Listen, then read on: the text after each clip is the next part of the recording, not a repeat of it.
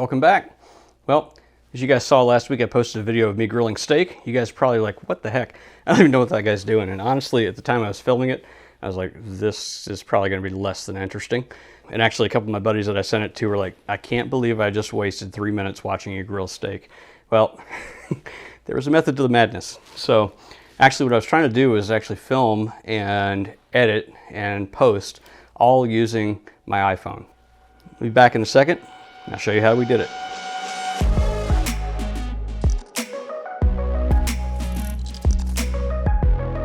I haven't done that really since the second video on the channel, which I'll link up here. And to be honest, I wasn't sure if I could do it again. I've learned a lot since then. I've got some better tools. I shot all of this on Filmic Pro using just the standard color profile, nothing crazy, no log, anything like that. I did film in 120 frames per second. That gives me the ability to slow some things down. It ended up that I ended up not using it that much. And then I edited the whole thing using Adobe Premiere Rush. We'll go ahead and run through this thing today and I'll show you what I was thinking. So, all right, so we're actually gonna go in here and start her off. So, open up Adobe Premiere Rush, start out in the project screen, and right here I'm going to select my sequence, and let's go ahead and add some assets. So I'm going to hit the plus sign, and now I'm going to go in and show you that you can use the media button and access your camera roll, some of the other places you've got like moments, videos, photos, albums, audio, etc. We're going to go ahead and go back, and we're going to show you how to expand the timeline. So we click on the expansion button there, and off we go. However, I don't have that many assets in this thing, so we're going to collapse it down. Okay, so let's go ahead and select the sequence, and we open it up. I'm going to spread that out a little bit and show you guys what we've got to work with here. So as you can see, I can just do that with a little pinch zoom feature there, and then I can scroll through it using just my finger here, and you guys can see how the tape moves itself. So couple things here. We're actually going to show you guys how to do some of the simple stuff in editing. So I've got a point right here. I'm going to go to the scissors and click clip, and now I've got a cut in the tape, and I'm going to scroll back over here and click on a transition, and here we go. Now I've actually got the ability to add some stuff in here. So I'm going to choose cross dissolve, and now I'm going to play with the duration a little bit. So if you guys are following along, in the bottom you've got a little slider here, and you can see that I can spread it out or move it closer together. Really kind of neat, gives you a lot of flexibility. And I'd say overall the tools in Rush are pretty basic, but they're surprisingly powerful for what you get. Definitely a step above iMovie. We're going to go back a couple of undos just to get rid of that cut. Okay, we're almost there. All right, now on to the next part. We'll go ahead and just click on the clip, move around a little bit, click on another clip, and yeah, back it up a little, move forward. Okay, here we go. I'll show you guys there's some audio options down here, and then now we're going to move this clip around. So we're going to drag one all the way to the end of the timeline, and we'll just go ahead and hit undo to make it go back where it was. That's the easiest thing to do. And then next we're going to do a little text magic. So click on the text box below, and now you see we've got styles and all kinds of neat stuff under here. So click on the title. Now I'm going to click up on the title itself. I want to edit the text. Oops, that's not right. I'm going to go back, erase all that stuff. All right, now let's type in steak, S-T-E-A-K. All right, good job. We're ready to move on that.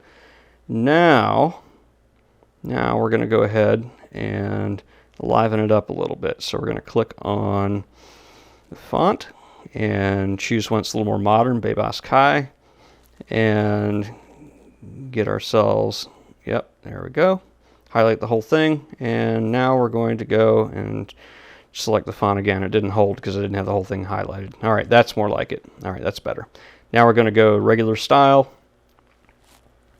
and let's mess around with the size a little bit. Okay, let's go ahead and scale that up. Oh, too big. Nope, that's just right. Okay, good deal. Now we're going to look at whether we can do some character spacing. Do we need to space it out? Yeah, that's kind of good.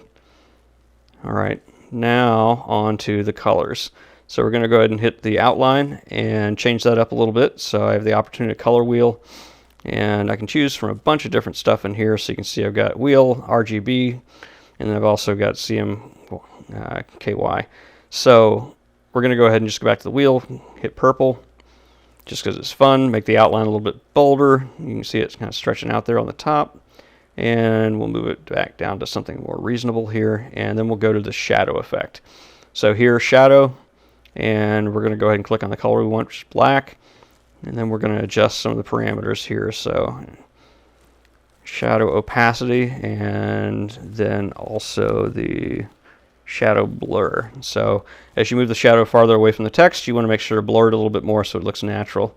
You won't have a nice hard line if it's got a lot of distance between it and the place where the shadow is dropping. So just a little tip there. And shadow distance, you see we're adjusting. Going back to shadow blur, make it look a little more natural. Okay.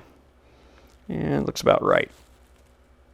All right, so on to the next thing. So I can save this as a template, so I can use that same style of text throughout my stuff again if I want to.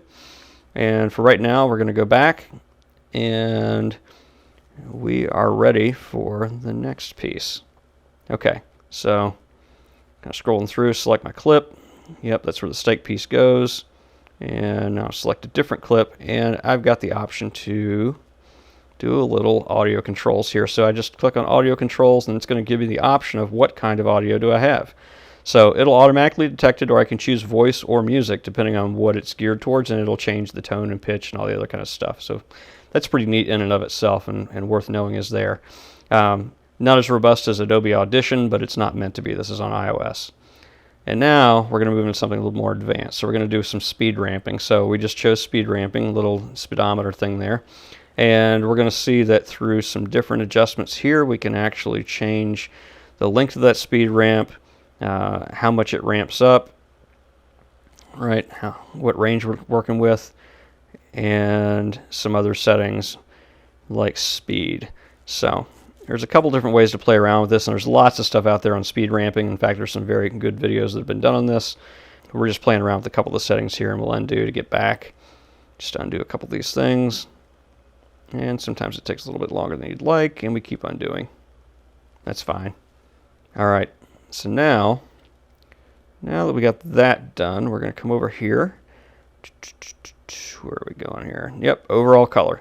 There we go. So click color, and click one of the profiles here, and you can see how it changes the image above. So it's a way to color grade your footage, or I should say just put a preset over the top of it.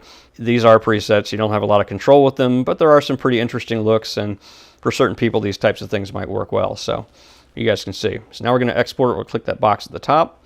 Now we've got an option for quality settings, and I can actually choose whether I want to export in 1080 or in 720 and different frame rates. So we're going to go ahead and say match frame rate 1080p, and we'll go ahead and click on export here. All right, and away we go. Rendering. Now it's time to watch the paint dry. Yeah, it's like watching paint dry. Pretty slow. If you got a good machine, it should go relatively quickly, or a beefy iPhone, but if you're doing this on an older model like an iPhone 8 or an iPhone 7, it will take forever. So that's one of the reasons that you got to keep up with the latest. We're just going to cancel out of this.